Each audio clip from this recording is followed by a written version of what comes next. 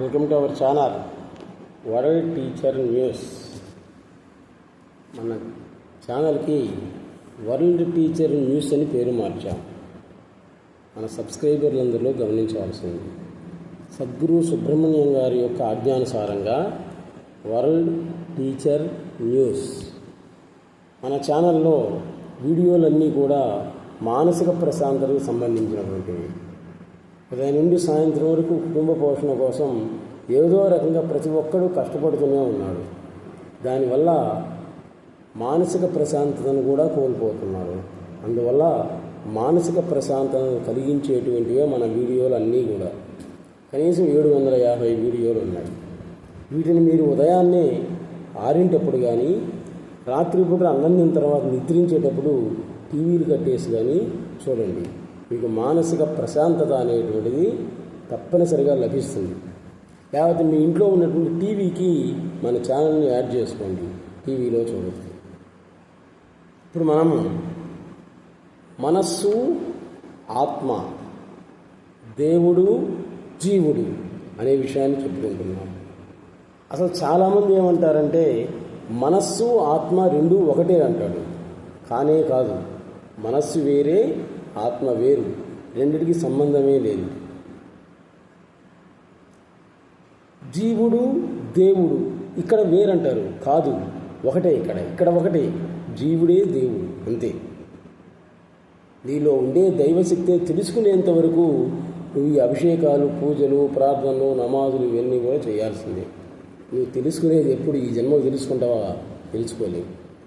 తెలుసుకునేటట్లయితే అసలు ఈ అన్యాయాలు, అక్రమాలు, హత్యలు ఇవన్నీ ఎందుకు జరుగుతాయి? జరగలేదు. జీవుడే దేవుడు, దేవుడికి అభేదం ఉంది. కానీ అక్కడ ఆత్మకి, మనస్సుకి అనేటువంటి దాని దగ్గర భేదం అనేటువంటిది ఉంది. ఈ రెంటికి తేడా అది. చూడండి, ఎవరైనా ఏమంటుంటారు తల్లిదండ్రులు, ఒక అబ్బాయి ఒక అమ్మాయిని ప్రేమించి చివరికి మోసం చేశాడు అనుకోండి, అప్పుడు ఆ పిల్ల తల్లి ఏముంటుంది?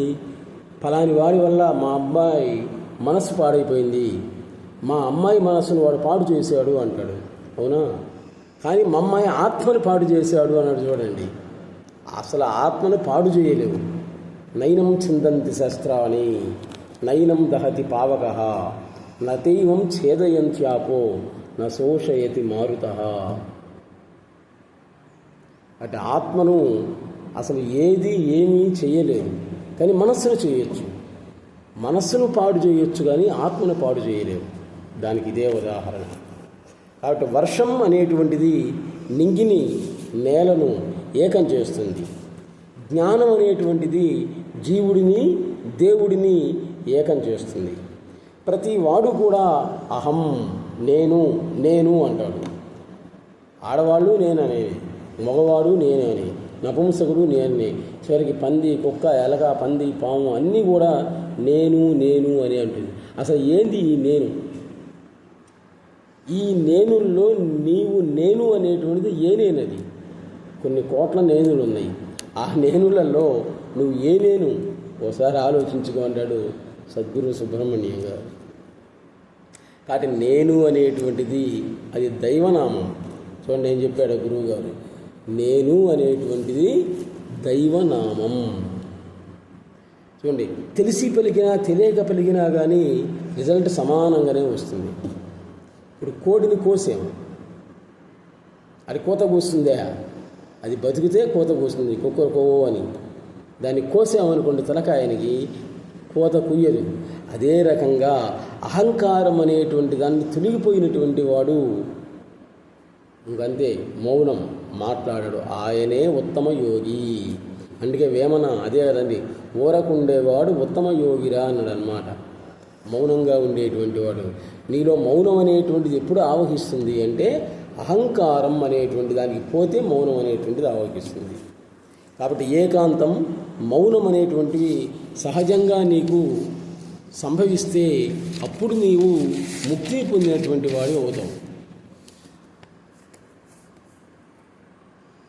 కాబట్టి ఆత్మ ప్రకాశము నుండి ప్రసారమయ్యేటువంటి కాంతిరేఖే మనస్సు.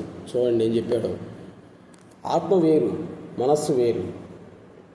ఆత్మ ప్రసారం నుండి, ఆత్మ ప్రకాశం నుండి, చూడండి ప్రకాశం కాంతి, ఆత్మ అనేటువంటి కాంతి నుండి ప్రసారమయ్యేటువంటి కిరణమే మనస్సు.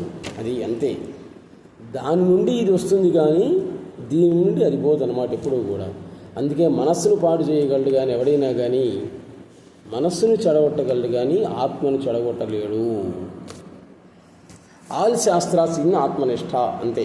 దాంట్లో దేర్ ఈజ్ నో డౌట్.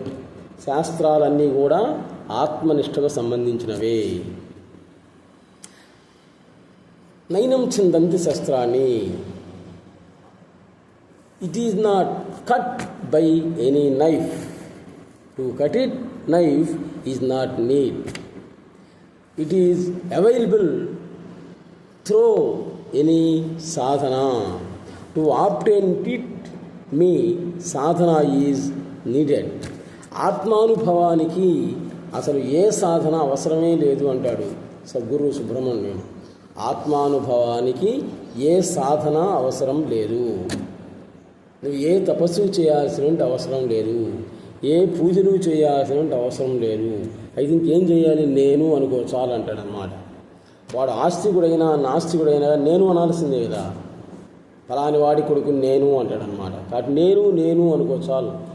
అహం అనుకుంటే చాలు, ఆ ఎరుకలో ఉంటే చాలు అనమాట. అప్పుడు ఆత్మానుభవం అనేటువంటి వ్యక్తమవుతుంది. For the one who is with equality means not having భేద బుద్ధి, there will not be fear of death. చూడండి ఏం చెప్పాడు. భేదబుద్ధి లేనటువంటి వాడికి అసలు మరణ భయమే ఉండదు. ప్రతి ఒక్కడికి మరణం ఉంటుంది, కానీ మరణ భయం అనేటువంటిది ఉండదన్నమాట. చచ్చిపోతామన్నాను, పోతే పోయామంటాడు, టైం వస్తే పోతామంటాడు, అంతేగాని భయపడ్డాడు. భేదబుద్ధి లేనటువంటి వాడికి కర్త కర్మ క్రియ ఆల్సో గాడ్. అది నీ వల్ల ఏది జరగట్లే. ఇక్కడ చూడండి, నువ్వు చూసేటువంటి కన్ను, వాసన చూసేటువంటి ముక్కు, మాట్లాడేటువంటి నోరు, దంతాలు, అంగిడి, చిరునాలుక, కంఠం, పొట్ట, నీలో ఉండే శరీరంలో ఉండే అవయవాలన్నీ కూడా వాటి పనులు అవి చేస్తున్నాయి అంటే ఎవరి వల్ల? నీలో ఉన్నటువంటి శక్తి ఏదైతే ఉందో ఆ శక్తి వల్లనే జరుగుతూ ఉన్నాయి, అంతే. ఆ శక్తి చేపిస్తూ ఉంది, అదే God. I am that I am అనుకో చాలు అంటాడు అనమాట ఆయన గురువు గారు. ఇంకేం అవసరం లేదంటాడు. అజ్ఞాని is one who is dead after living. అది అజ్ఞాని అనేటువంటి వాడు జీవిస్తూ చస్తాడు, జీవించి చస్తాడు. ఇది కాంతా కనకాలను ఆశించి వాటి కోసం బాగా పోరాడి వాటిని సంపాదించి ఉద్యోగాలు చేసి కోట్లు కూడా సంపాదించి పుటిక్కించొచ్చాడు. ఎవరు? అజ్ఞాని. We are all as innocents, there is no doubt. జ్ఞాని ఈజ్ లివ్స్ ఆఫ్టర్ డెత్. అది చనిపోయిన తర్వాత అందరి హృదయాలలో జీవించేటువంటి వాడు జ్ఞాని, యోగి, మహాజ్ఞాని, అవధూత. ఎవరైనా రామకృష్ణ పరమహంస, స్వామి వివేకానంద, శారదామాత, రమణ మహర్షి, వీరబ్రహ్మేంద్ర స్వామి, యోగి వేమన, అందరమ్మ, అనసూయ మహాదేవి, ఇలాంటి వాళ్ళందరూ కూడా ఇప్పుడు మనం ఉన్నారా? ఇప్పుడు లేరు, అయినా జీవించి ఉన్నట్లే లెక్క అన్నమాట. అంటే వాళ్ళు భౌతిక శరీరాన్ని వదిలేసే లోపే మనం పోయిన తర్వాత అందరి హృదయాలలో ఎలా ఉండాలి అనేటువంటి దాన్ని ఆలోచించారు. అని మనం ఏ మంచి పని చేసి వచ్చామని ఒక్కడికైనా మేలు చేయలే. నీతో పాటు పోయింది అంతే. మంచి అయినా చెడైనా నీతో పాటే పోయింది అంతే. నీ రూపం నీ నామం పోయింది, ఇది పోయింది. ఖాళీ వాళ్ళ రూపనామాలు లేకపోయినా ఈరోజు కూడా అనుకుంటున్నాము అంటే ఆ విధంగా వాళ్ళు కర్తవ్య నిర్వహణ అనేదాన్ని చేశారన్నమాట. అది వాళ్ళకి మనకు తేడా. కాబట్టి అజ్ఞాని అనేటువంటి వాడు జీవించి చస్తాడు, అన్నీ అనుభవించి. జ్ఞాని అనేటువంటి వాడు చచ్చి జీవిస్తాడు. ఇది వీళ్ళిద్దరికి ఉండేటువంటి తేడా. కాబట్టి ఎప్పుడూ కూడా మనం మహాజ్ఞానులు, అవధూతలు, యోగులు అటువంటి వాళ్ళని గురించి మనకు తెలిసినట్లయితే ముందు ఇమీడియట్గా దగ్గరికి వెళ్ళి చూసి రావటం మంచిది. మన జన్మ ధన్యమైనట్టు. అంటే మనం ఆ స్థాయి కాదు, ఆ స్థాయికి మనం పోలేము, పోవటం అనేది జరిగేదే కాదు. మనం బతకాలంటే డబ్బులు అవసరం, తిండి అవసరం, మనకు అవసరం తప్పదు. వాళ్ళకి అవన్నీ అవసరం లేదు. కాబట్టి అటువంటి వాళ్ళని ఒకసారి చూసిస్తే మన జీవితం ధన్యమైనట్లే అన్నమాట. కొంచెం మానసిక ప్రశాంతత అనేటువంటిది లభిస్తుంది. అందుకే మహాత్ముల గురించి, యోగుల గురించి, అటువంటి వాళ్ళ గురించి తెలుసుకో అని అంటారనమాట. ముందు తెలుసుకుంటే చాలు. కాబట్టి అందరూ కూడా ఒకసారి శ్రీకాళహస్తిలో ఉన్నటువంటి సద్గురు సుబ్రహ్మణ్యం గారిని దర్శించి తరించండి చాలు. అసలు ఆయన దగ్గరికి పోతే నువ్వేం అడగలేవు. ఆయన ఏదో అడగాలని పోతాం, ఏం అడగలేము. ఆయన చెప్పేది మనం వింటూ ఉంటాం అన్నమాట. అంతే. ఒకసారి చెప్తే కూడా అర్థం కాదనమాట. ఆ విధంగా ఉంటుంది ఆయన వాక్ శుద్ధి అనేది ఆయన దగ్గర ఉంది. ఒక మాట అన్నాడంటే కంపల్సరీగా జరుగుతుందన్నమాట. అంతే. వీరబ్రహ్మేంద్ర స్వామి ఆయన కలియుగ రమణ మహర్షి, ఇప్పుడు అధునాతన రమణ మహర్షి ఆయన.